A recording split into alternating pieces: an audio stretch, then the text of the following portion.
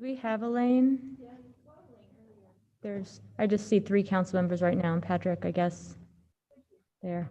And is 1, 2, 3, 4, 5. Is Patrick joining? If Patrick just makes some noise, we'll then see him. Great. Okay, we can all, at least now I can see all 6. That's what I needed. Well, welcome everybody. Clerk, will you go ahead and call the roll? We'll call the meeting to order. Bajent. Here. Clegg. Here. Halliburton. Here. Sanchez. Here. Thompson. Here. Woodings. Here. All present.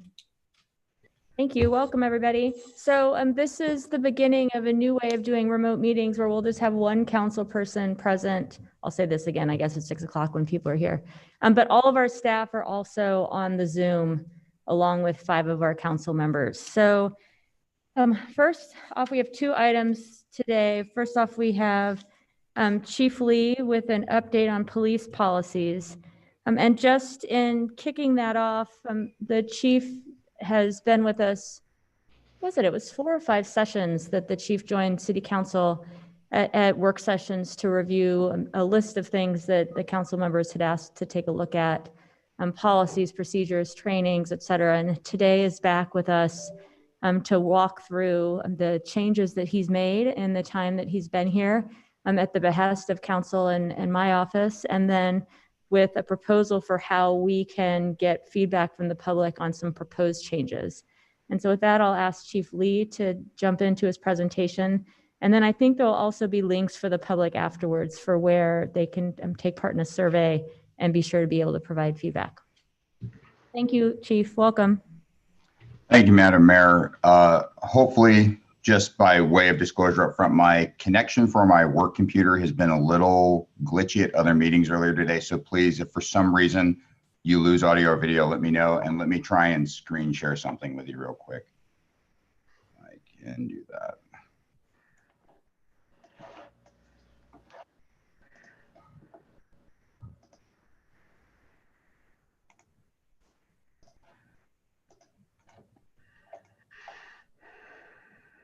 And does council have the slide up in front of them that's sort of just the cover plate slide? No, it doesn't look like the share has worked yet. Ugh. Let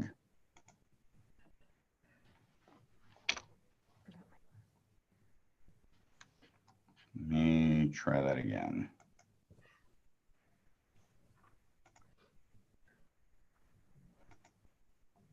Is it working now? Yes. Perfect. So my apologies for my my technical skills there.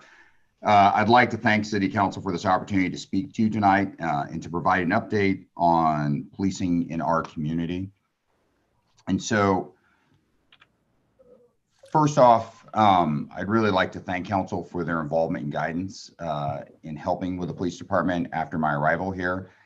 And based on concerns raised by council members and the public over the summer, the Boise Police Department has completed the following initiatives. So we've put in place an executive order for a duty to intervene, making it part of our policy functionally. This policy says in part that officers must intervene to prevent use of force that is clearly unreasonable under the circumstances. This was the past expectation and practice prior to this order, but it was not an official policy. And by enshrining it into policy, it internally reinforces this expectation as well as makes it clear to the public and a clear statement to the public about what they can expect from their police department. We've been working under an updated draft policy for public order policing, or what more commonly referred to as crowd management. This includes a new planning process and the assignment of liaison officers to all groups that may be involved in any form of protest activity. As the mayor and council mentioned in the news release earlier, there will be a survey available for community to fill out about policing and public safety. Feedback related to crowd management is one of the topics that the public has the opportunity to address. We've also enhanced our crisis intervention training. So all officers who have not already received the 40 hours of crisis intervention training, which is the national standard for specialized crisis intervention teams, and is going to be the baseline for every officer in the city of Boise, they are scheduled to receive it. The pandemic has had us stretch out because of class sizes. We've had to stretch out how long that training is taking to deliver. So we had hoped to be done close to year end. It's going to stretch into next year just so we can keep those class sizes safe. 2 classes have already occurred. CIT training can reduce the number of arrests and citizens experiencing mental illness, while simultaneously increasing the likelihood that individuals will receive mental health services. That's part of why we want to emphasize this approach so much. We reinforce the message with officers that they are to be apolitical and avoid any action that could violate the city's policy on political speech. So, for example, the department stance that the thin blue line flag or symbol not be displayed on department issued items, vehicles, or outside officers is similar to other prohibitions on political activities on city property. In regards to no-knock warrants, direction was given that officers may not request or serve a no-knock warrant. The only exception is under extreme circumstances that would require judicial approval as well as approval from the chief of police prior to any service. The Boise Police Department's also updated our implicit bias training, and officers will go through this updated training in December. This training discusses new content, including procedural justice and its corresponding elements. The training also includes recorded interviews from community members. These videos allow for, especially under these times, as close to in-person representation and perspective from individuals who have personal experience with bias, and provide recommendations to our officers from our community members on ways to counteract it. This training was developed using a variety of sources, including research from Dr. Bryant Marks of Morehouse University with the National Training Institute on Race and Equity, and Dr. Kimberly Kahn, the Associate Professor of Social Psychology at Portland State University and lead of the Gender, Race, and Sexual Prejudice Lab. It also reinforces journals and policy research organizations, including Criminology, the Urban Institute, and the Center for Court Innovation. I'd like to add that the team here at the Boise Police Department that was able to compile this training, update it, revise it, connect with the community members and capture this information did an incredible job, especially in light of the challenges of the pandemic and with the time constraints, knowing that we wanted to start delivering this training prior to year's end because of the importance it holds to the community. We have several initiatives that are still in progress and are awaiting input, and I would ask respectfully that the council weigh in on some of these issues and express to us the best way to move forwards. So the following initiatives are in the final stages, and again, I really look forward to your input on them. We're working on a plan to add an additional 2-member behavioral health response team. We're still working through the logistics of creating the staffing for those positions and those openings and posting for them. But we're in the late stages of that, and we would seek guidance from council on deployment strategies or any other concerns that they may have around that team. We're revising our entire use of force policy. That includes addressing the lateral vascular neck restraint, which is currently suspended. Best practice would be to classify it as a deadly force in the new policy. And we have a draft policy, which is on review. As part of a complete review of the use of force policy, we're looking to add clarity, definitions, and to make sure that it is more comprehensive in addition to being in line with best practices. Part of the desire to do that is not only make the policy in a single place, single shop, more understandable for our members, but also for the public as well. The Boise Police Department is reviewing its own pursuit policy and working with other agencies with a goal of entering into a countywide agreement on pursuit management. The Boise Police Department is in favor of a strict pursuit policy, and we would like to be in alignment with other local agencies whose pursuits may enter into our city limits. A working group is reviewing best practices for a revised discipline process and policy. The proposed policy would include a discipline guide to ensure a more standardized approach to discipline and a revised process geared towards encouraging transparency and accountability. You will be receiving a memorandum regarding the school resource officer program in your Friday packet. I know that council has asked about that. We wanted to make sure that we were able to provide more information than could be provided here in a work session, to include history of the programs, its goals, and how the Boise Police Department School Resource Officer Program differs from most other programs in the United States. I know that members of council have expressed the desire for greater transparency through data, and the Boise Police Department's been working to develop dashboards. We have these 2 community-facing dashboards ready to go. We haven't, for lack of a better description, thrown the live switch on them yet. We understand we're still missing a lot of data that we've been asked to provide, and we're working to build the infrastructure and mechanisms to accurately capture that information. But these two dashboards have been created for calls for service and response times. We're working on creating a way to capture resident stop data and use of force data to allow public-facing dashboards. In the future, this data will include demographic information. I know that's been very important to council as well. Some of the questions we're planning to ask residents in the survey, the aforementioned survey, are: how would you rate the user friendliness of the first two dashboards? What could we do to increase user friendliness? Are there additional dashboards you'd like to see the Boise Police Department develop? And are there additional data points you'd like to see as well? Madam Mayor. Yes, go ahead. Thank you, Madam Mayor. Good to see you, Chief Lee. In regards to these dashboards, will we have those in multiple languages, Chief? That is the long-term goal. Right now, we've thrown them live as they present here. So they are public-facing now with just these two dashboards. I think I misspoke and said that we were waiting to throw the switch live earlier. They are live as of today for the public, but the goal is to make them accessible to every member of the community. Thank you, Chief.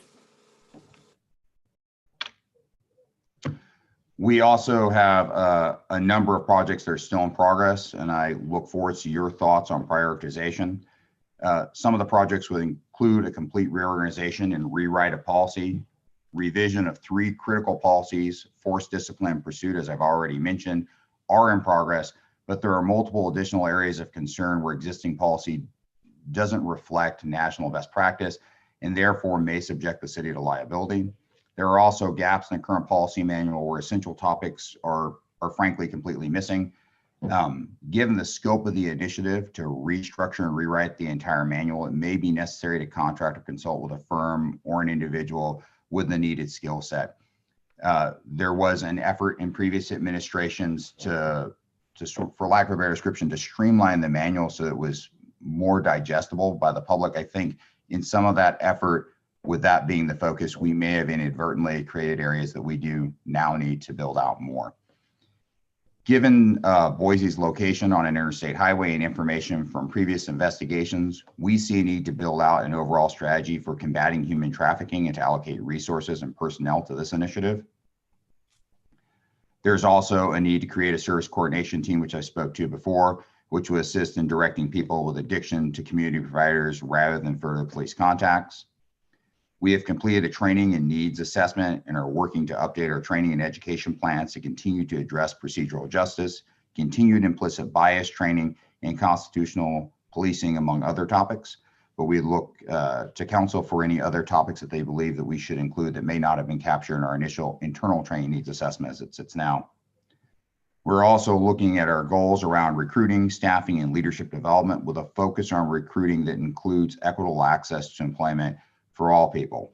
We want to allocate resources to separate training, education, and development to its own division to emphasize that need to internally grow and develop the culture here in the police department. As it's currently assigned, it falls under a single captain that also manages the professional standards division, which would include policy and internal affairs. I think having all of that housed under one person makes it a challenge to give the appropriate amount of attention to properly develop all of those programs to the level that they need to for a city growing to the size we're growing. We're grateful to live in a city where we can collaborate and prioritize the efforts of the police department, and we appreciate your input and your feedback. And we're also looking forward to hearing from the public about what they have to say are their priorities. And with that, I would conclude my presentation and open it to any questions as I try to stop screen sharing. Let me see if I can pull this off.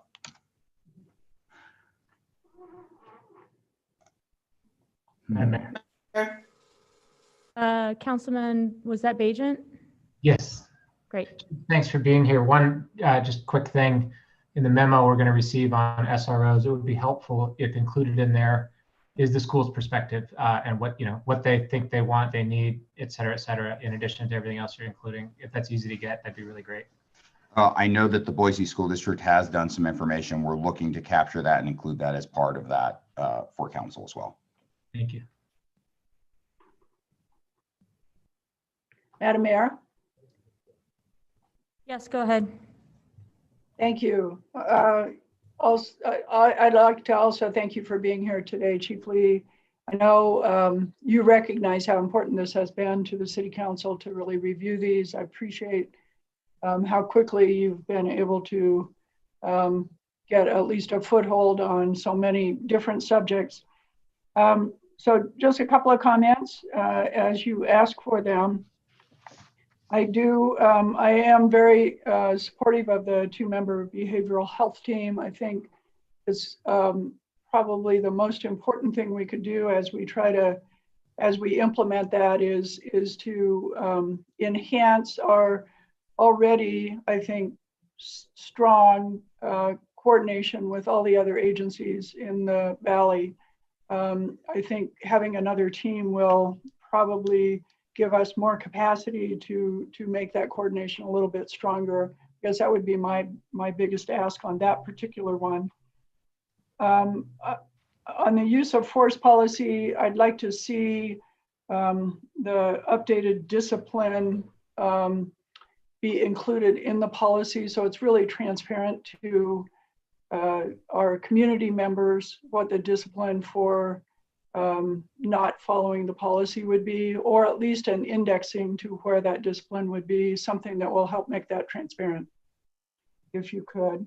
I'm glad to see that you are looking to make that discipline policy more transparent. I think, I hope that our police sworn officers understand that that's actually something that will be good for them because it protects them from being asked or required to do something that,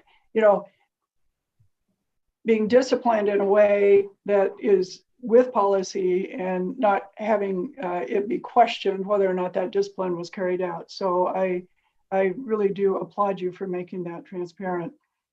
I shared with you some dashboards from Chattanooga. I'm sure there are others. I've been looking around. So as you go forward with that dashboard project, I think there are some resources around the country in addition to the good suggestions, which I know we will get from various community members that might help us understand how best to both to collect the data and what data collect. I think Chattanooga did also have to go through the process of figuring out how to collect demographic data, and it might be worthwhile communicating with them about some of their lessons learned. Then finally, I just want to say that adding the services coordination team to that behavioral health team unit, I think will be really important to making sure that there is follow-up. I wonder if that particular team either could sit outside of the department as a contract or at least could be non-sworn civilians. I think that there would be some benefit to doing it that way in terms of trust within the community, but also in terms of communication with the other service providers and the way that we can ensure that folks are getting the best opportunity to receive services. Those would be my suggestions. I really appreciate the hard work you've done to date. Thank you, Madam President. Madam Mayor. Go ahead. Chief, great to see you. I was hoping to see you at the substation opening today, but congratulations on getting that there, and hopefully we'll have an opportunity to celebrate that at some point.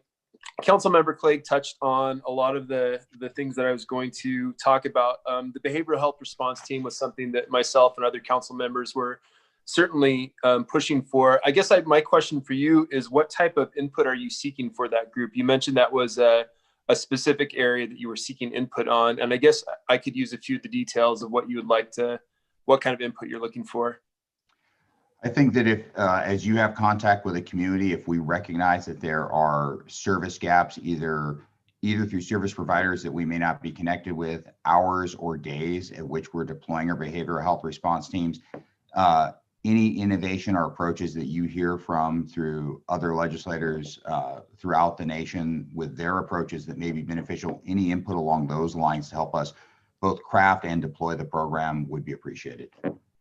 Yeah, Madam Mayor, Chief Lee, thanks for that clarification. The team that you have on right now has done such a great job at networking with the community and really forming those relations. And I guess I would just maybe encourage some of the same stuff in the nonprofit sector that's probably serving a lot of the people that they're working with, just making sure that they're deeply connected. Because a lot of times, you know, speaking as a nonprofit leader, we're the ones who are calling for those services directly. And so forming those relationships is just such a key component to that.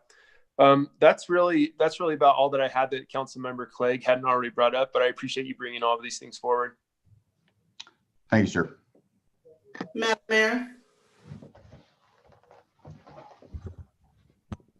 Go ahead. Thank you, Madam Mayor. Thank you for the presentation, Chief Lee. Couple of things about the reviewing of the SRO program. I appreciate Councilmember Bajent's request that we ask the schools how they feel about that process and how that system is working. I would also ask that we could be sure to consult with parents about how they feel about having the SROs being on campus and interfacing with their children. And also, will that demographic information be gathered about, you know, what is the racial and ethnic component of the students who interface on an escalating level with SROs? The other thing I wanted to mention, I really applaud your commitment to wanting to diversify the BPD and doing recruitment, doing outreach to diverse prospects.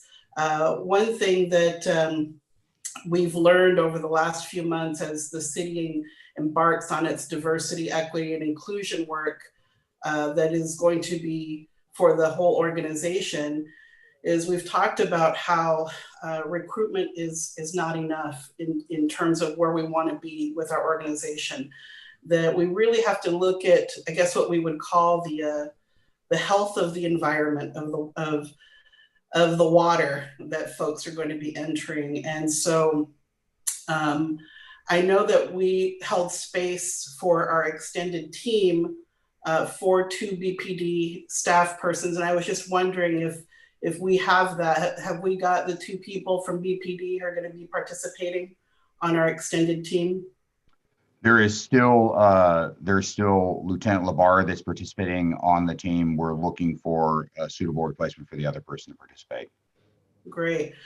It's only been a short while that we've been doing this work with the Dignitas agency, but I can't speak for my colleagues, but I know I've been very impressed with the work that they're bringing forward and the training that they're putting us through. And so I hope that we're able to find somebody. I think BPD would really benefit from this process, and of course would love their input as we move forward. So thank you for your presentation today, Chief. Thank you, Madam Councilmember. Madam Mayor. Yes, go ahead. Thank you so much, Chief Lee. I really appreciate that extra information. A couple of things that I noted were on the SROs. It would be good to know what kind of additional or different training that they receive to hold that position than other officers. And then the other thing that came to mind was with the potential of having a little bit better outreach through different means, like having some crisis response folks. I think the long-term ask that I would have was that we gathered some data and some information on how we can better serve those vulnerable citizens that they'll be interfacing with. And I think that long-term, I would hope that there's a way that we can more efficiently both use public funds and lead to better citizen outcomes for a lot of folks. And I think that having that kind of team would give us the information that we need to make some decisions to that end. So thank you. I appreciate it a lot. Thank you. Madam Mayor, TJ here. Chief Lee, thank you very much for the information. I'm very supportive of all the proposed changes and things you've done to date. I think they've been very good ones and very much on the pulse of this community. I am very interested in what the survey results will show, and will do my part to try to get that information out to get a good response. I've always been very supportive of the SRO program, but I'm very interested in hearing what community members think of it, all populations. And as Councilmember Bajan said, the school districts, and I would include WASTEWATER, of course, my district out here. And then just keep up the good work. I appreciate this this information, and we'll keep moving forward. Thank you. Thank you. Madam Mayor?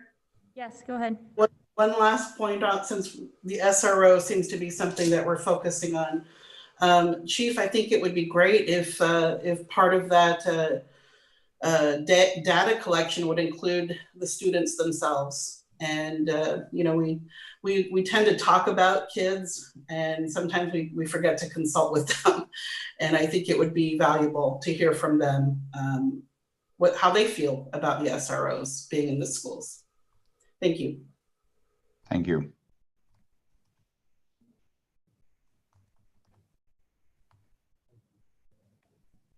Madam Mayor, I guess just for the public, if we could talk a little bit about process and what we're going to do going forward from here. I don't know that I have all the facts, but this is going to the public for some input, and obviously some of these will be budget decisions as we go forward with next year's budget, but maybe if either you or the chief could talk about that, the public would have better understanding of how they can give us input.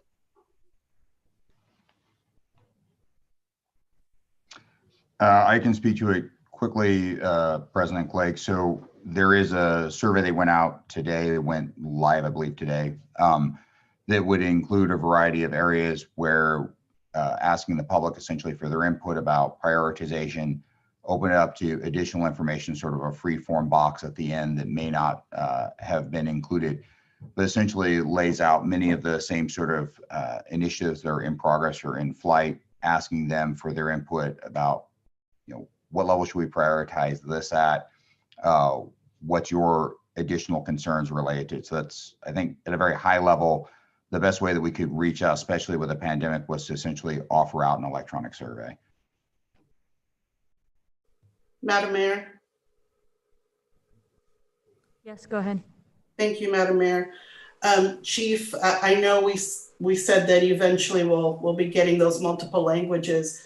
Is there a possibility that we at least get it in Spanish as soon as possible? I just think it's important at this point when we do this type of data gathering that we do what we can to at least have things in Spanish when it's this important. No, completely understood, council member. And for clarity, the survey itself, there is a Spanish language variant of the survey itself already. Wonderful. Thank you so much, Chief.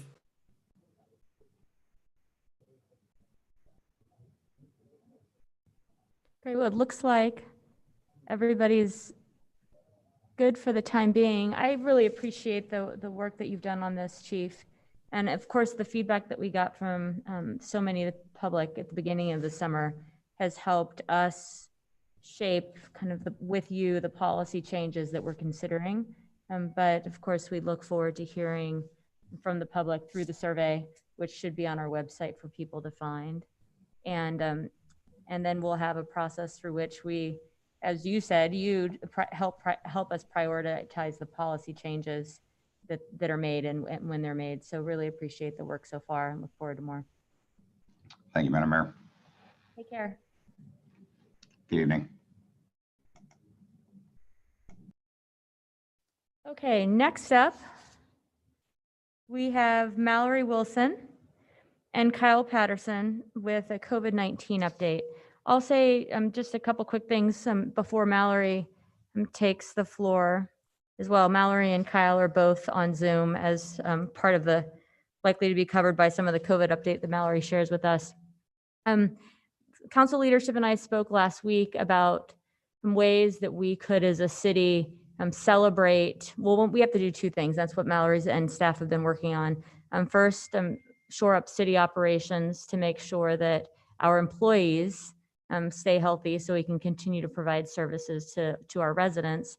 And then also, given the rising numbers, determine what changes need to be made in our orders and processes and procedures in order to make sure that businesses that need our support to enforce orders have it, and then those that aren't acting according to protocols are held accountable. And so we have gotten to work on that, and we expect by later this week, Mallory will have details on both internal and external changes and to operations and policies. But we wanted to get Mallory in front of council and the public tonight to share where staff is headed, to give us an update, and then also just to let all of you know that by end of week, possibly even tomorrow, Thursday, we'll have more specific details to share with members of council and the public. And then finally this morning, I invited medical professionals, healthcare executives to share a briefing with me on what they're seeing in their hospitals and what their models are demonstrating is likely to come, as well as to provide suggestions for what we as a city could do. And so all of that is going into the work that Mallory's supporting at this point. So thanks, Mallory, for joining us tonight. Yeah, good afternoon. Can you hear me? Oh, we can't hear you, Mallory. Okay, stand by 1 minute. I feel like I can hear you in person. That can't possibly be true. No, you can't hear Super me. low. Hello. All right, 1 minute.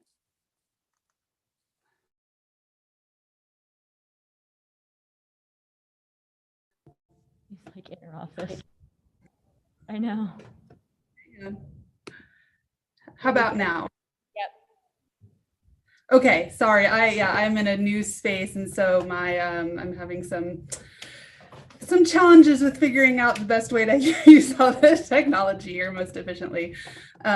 So yes, I'm going to share my screen for a couple of quick slides. I think, yes.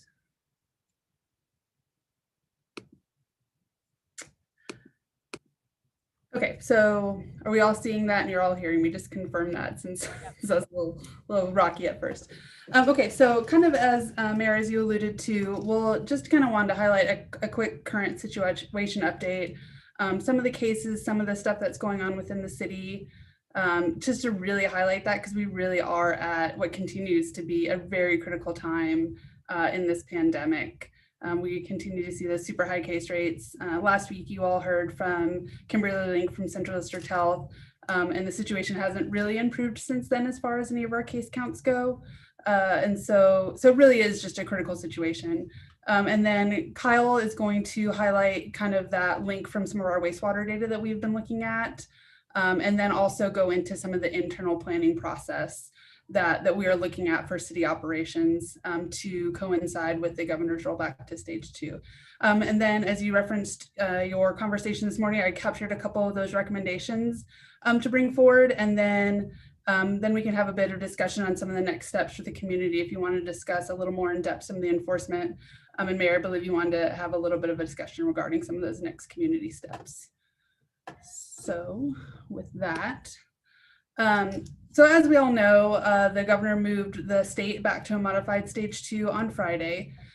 For us here locally, really the only thing that kind of changed as far as some of the orders go was the group gathering limit down to 10. We've obviously been in some more restrictive orders since then. And then also wanted to highlight that Boise School District and Boise State have returned to remote learning through the holidays. So that, again, really just a couple of things to highlight where we are in the community as far as the state of things with this pandemic goes. And then to update a little bit on some vulnerable populations, and I'm going to see if I can pull my notes up here. Am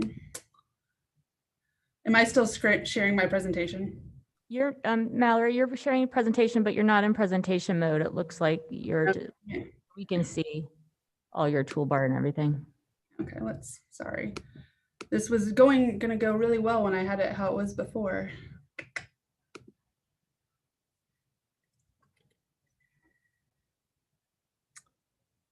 Okay, let's see. I'm not sure if I'm gonna be able to do that. I think I'm just gonna have to do it in non-presentation mode. We'll go back to that. We'll have to look at this. I just want to make sure that as I pull up my notes that you're not seeing those, that you're still seeing my presentation at least. We're not seeing your notes. I thought you were trying to. No, I would have preferred that, but it's I'm just on my one Surface tablet, and so it's a little more challenging to get all that going. So as I was saying, the governor's back to stage 2 really does indicate a level of spread and concern that we have within our community and across the state. Additionally, we've seen the school district and the majority of Boise State operations that are going to be going virtual through the holidays. And we're also kind of using that as some of our planning horizon as well, looking at they are going virtual, at least in the Boise School District, until January 15th. And that tracks with some of the case data that we've seen. When we saw our spike in July, it took us close to 2 months to get to the most recent low point we've had. So I would assume that it's going to take us at least that long to get back down to lower case rates again. If we are close to the peak of this spike, which I really hope that we are. So that's kind of where we're looking at as far as our planning horizon and kind of where some of the community is around us. And so with these continued case rates, the continued situation, I just wanted to highlight that we do continue to see community COVID-related needs within our community. We continue to focus on our vulnerable populations and partner with the shelters and the work that they are doing to support the homeless community through this. And through our Path Home program. I think as you're all aware, about a couple weeks ago, we helped to set up that winter warming day shelter that's been operational to help folks have a place to go as the weather gets colder. And so we continue to assist the shelters in all of those operations, personal protective equipment, and then providing the space of those hotels for those that need to isolate and quarantine. We continue to interface with other aspects of the community as well, and really in partnership with our response partners at the county and at Central District Health. Councilmember Halliburton, I believe that you are now working as part of the refugee working group that the county has set up in their community resilience branch. So that's great. And I know that Shirley O'Neill here at the city and community partnerships is making sure to tie into those efforts as well. So with that, just a quick look at our case rates. As we can see, we are much higher than we were in July.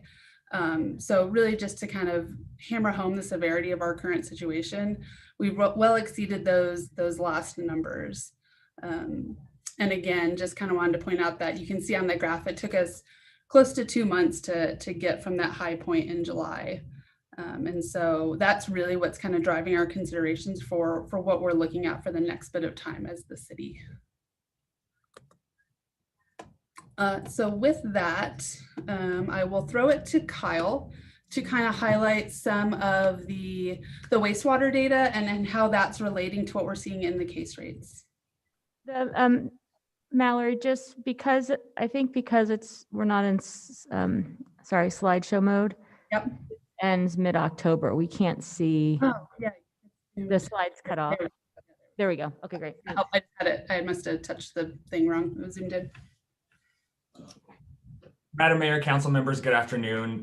As you all know, the city's been testing its wastewater for the virus that causes COVID-19 daily since June. We know that individuals who are infected with COVID-19 shed the virus in their feces. So wastewater is just a really great way to track the spread of the virus across our community without having to test everybody. And I want to say thank you, especially to the staff at Public Works who've done really the work to make this testing happen and provided the leadership to make it happen as well. We've really found this data to be quite useful so far. We've had some independent analysis done of the data to show that it really is a 5 to 7 day leading indicator of new cases, which is great to know. And the data really did ring the alarm. Did you say leading indicator of new cases? 5 to 7 day leading indicator? Mayor, yes, 5 to 7 day leading indicator. That's correct. Yeah, so that's 5 to 7 days before we see those new cases confirmed. And you know, it did really ring the alarm bell for us before the June spike in cases that you can see in the data. We saw that spike in the wastewater data before we saw an increase in new cases. St. Luke's is also using this data for their longer term modeling of hospitalizations, and they say it's really increased the accuracy of those longer term forecasts for them. We're also working really closely with the CDC, who's working to develop a national wastewater surveillance program, and they're very excited about our data. In fact, they say we have the most robust wastewater data in the country and are a model for others on that front. And actually the CDC is working right now to study our data and do some analysis on that. And I'll share those results with you when we get that. But they're using that to inform their program. So I'm sorry for that large background, but so what does this data tell us on the chart we're looking at it? You can see a graph of wastewater results over time. And this is showing the quantity of the virus in our wastewater. Our wastewater can't tell us the number of cases, but we do feel confident that the trend in our wastewater results indicates new cases in our community. So you can see that spike that occurred in late June, and then it came back down. And then more recently, we've seen the largest spike we've seen to date, and you can see that on the right side of the chart, and that's continuing to trend upward.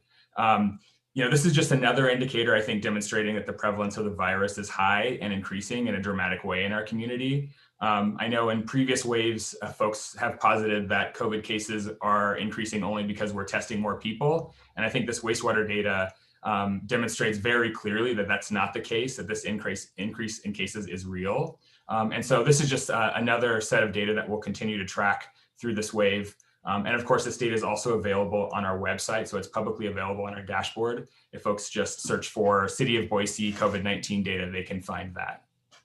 Madam Mayor. Yes, go ahead. Kyle, this might not be a question for you, but I'm curious that wastewater data it's virus, the virus copies per liter. So it's the amount of virus in a volume of water.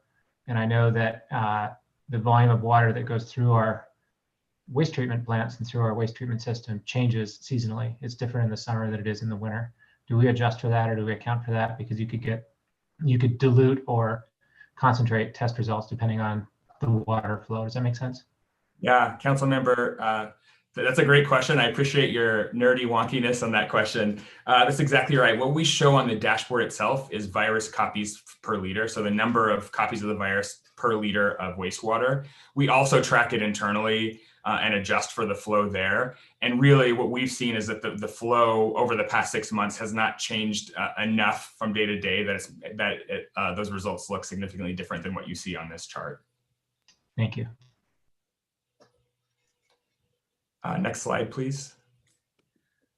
Yeah, so in this, Kyle's just going to give us a little bit of unless you had something else on wastewater, Kyle, this is going to give us a little bit of an update just as to what we're looking at from a city perspective moving forward, knowing that we have moved back to stage 2 as a state. And so I won't steal any of Kyle's thunder and let him continue on.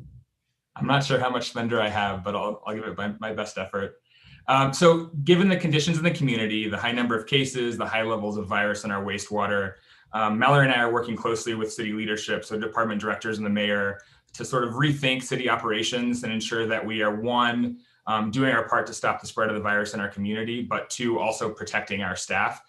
So we're dusting off those stage 2 plans that we developed way back in the spring and updating them based on things we've learned since that plan was first put into place. We'll finalize those plans in the coming days, and I expect the mayor will announce that plan, and we'll hopefully have that implemented by the end of this week. All right, any questions for Kyle on that process? Madam Mayor, Councilmember Halliburton. Go ahead.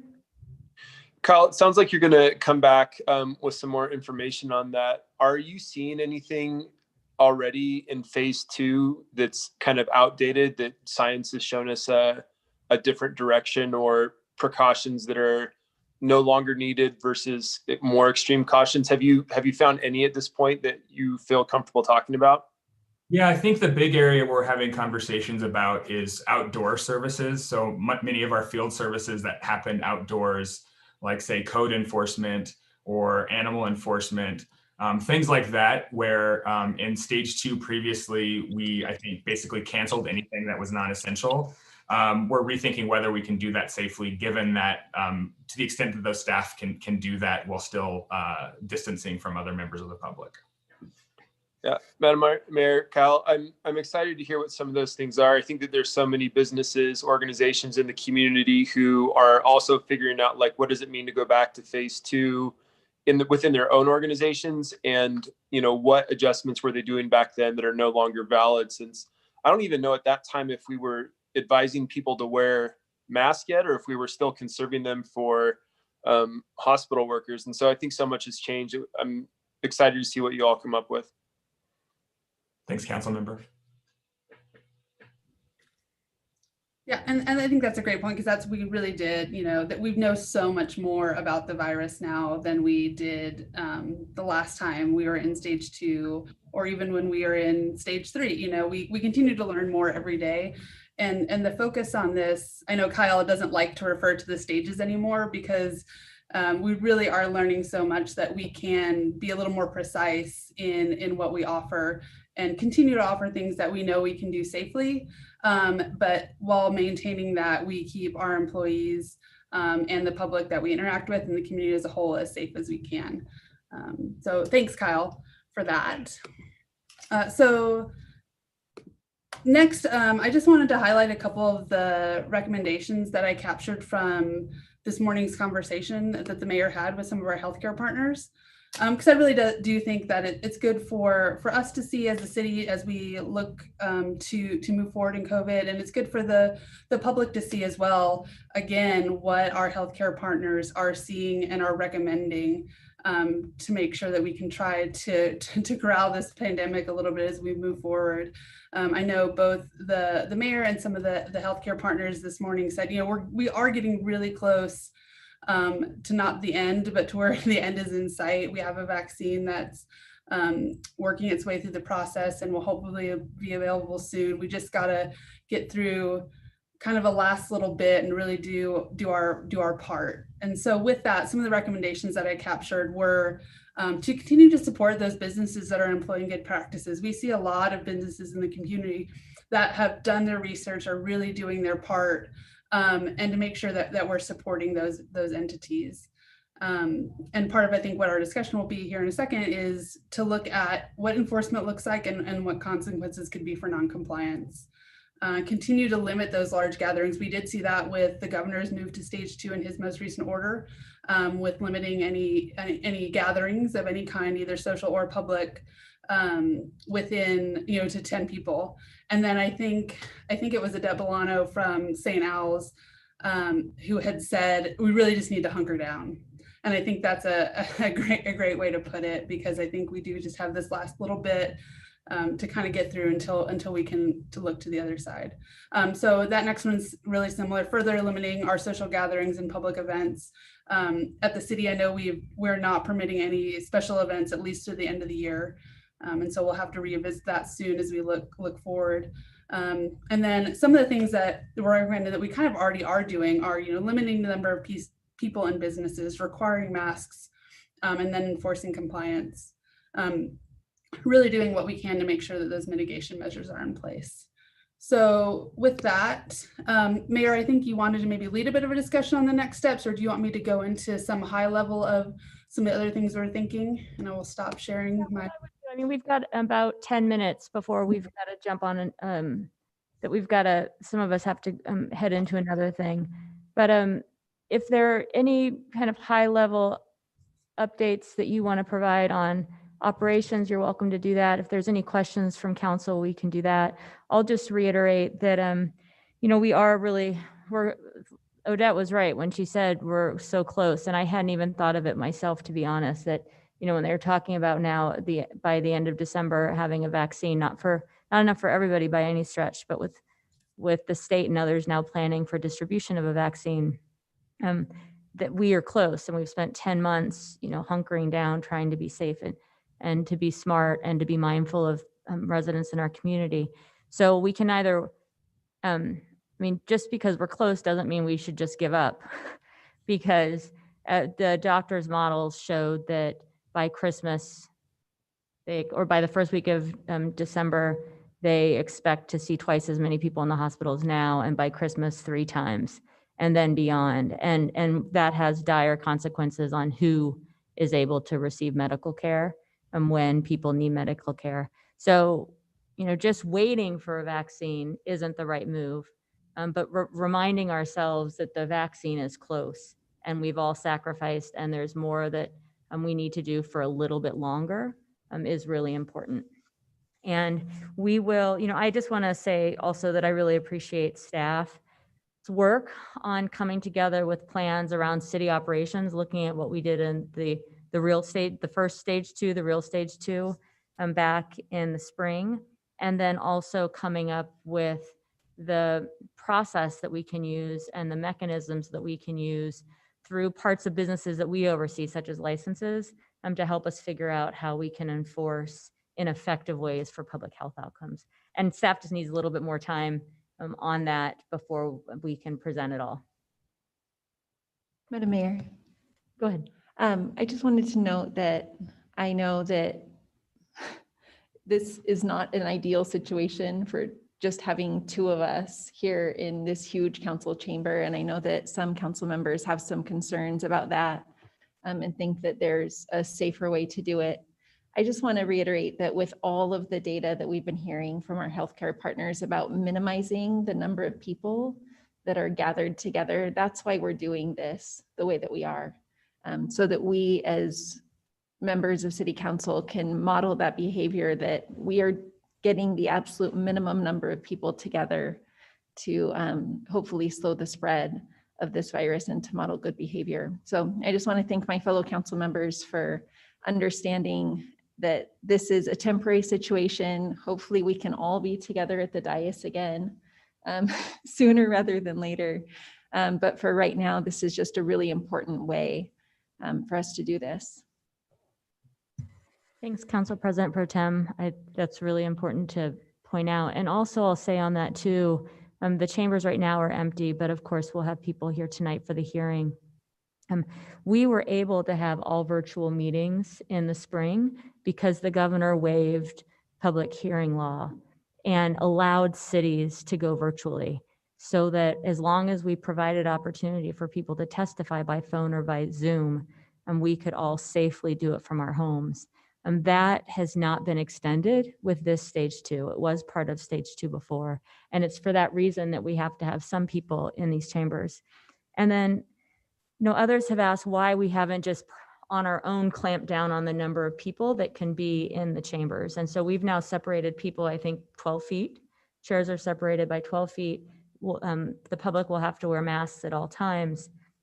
But we are also mindful, and while it's been suggested that we make a limit of a certain number of people in the chambers, we have volunteers that are tasked with moving people in and out of this building.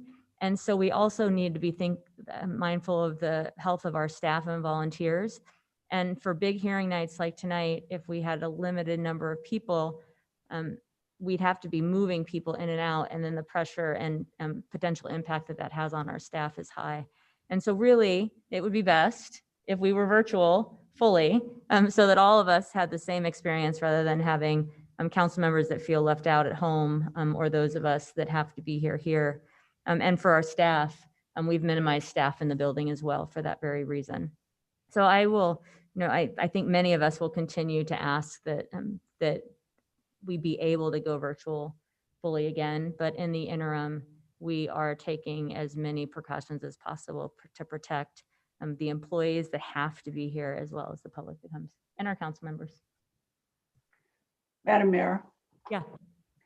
Thank you. Thank you both for explaining that part of it. I guess I might add that while I'm not happy about how we are physically present or not in the council chambers tonight, I have found that we've been able to conduct our business well. We've been able to conduct it while ensuring that everyone has a voice. And I know that your commitment to that and our city council's commitment to that we'll continue to do everything we can to ensure that everybody is heard on the issues where they need heard. It would, I think, frankly, be easier to do it all virtually at this point, but whatever it is will ensure that we're getting that job done. I guess so that's my comment. My question is, going forward, right now, things look pretty dire, and I think it's good policy, it's good practice to do as much as we can to minimize the possibility of community spread, because we know that that's what's causing this spike. We know that we're going to have to start planning for next year soon. Guess the question is, are we going to try and make decisions soon, or are we going to sort of slow roll through and find out what the vaccine distribution looks like, what the projections look like, using our really great healthcare partners who are doing some really great projections, and using our wastewater data. I guess a process for how we're going to move forward. I think the City Council would appreciate some guidance from you on how you intend to move toward that. And I mean, I think, Madam Mayor? Go ahead. Speak a little bit to that, is that, every time we look at this, whether we were in the stages or kind of now as we're in a stage 2, but we're evaluating things at the city, we always set a bit of a planning horizon so that we have a set date and time that we need to reevaluate at, kind of at an end date at least. If it needs to happen sooner, it needs to happen sooner, but we always set ourselves kind of an end date for our current planning horizon to make sure that we have a time to check in and reevaluate that next step. And so for us currently, we kind of aligned with the Boise School District through the holidays. So we are looking through January 15th. Obviously, department directors are starting to look at what the longer term looks like. I think even with the vaccine, from what we read in the news and hearing the projections, even if it starts to come out at the end of this year or early next year, it's still going to be well into next year before it's fully out there to the community. And so we're going to have to maintain a lot of these mitigation measures in place, until we fully have that vaccine in place. So to answer your long story short, I guess is yes, we are starting to look at what next summer looks like. And we do have that kind of process where we work through a planning horizon that we set to make sure that we continue to check in. Thank you. I appreciate that. I think the public will appreciate also knowing that, this is carefully thought out and carefully considered and thought out, not just for tomorrow, but for the future. I appreciate that. Madam Mayor, TJ.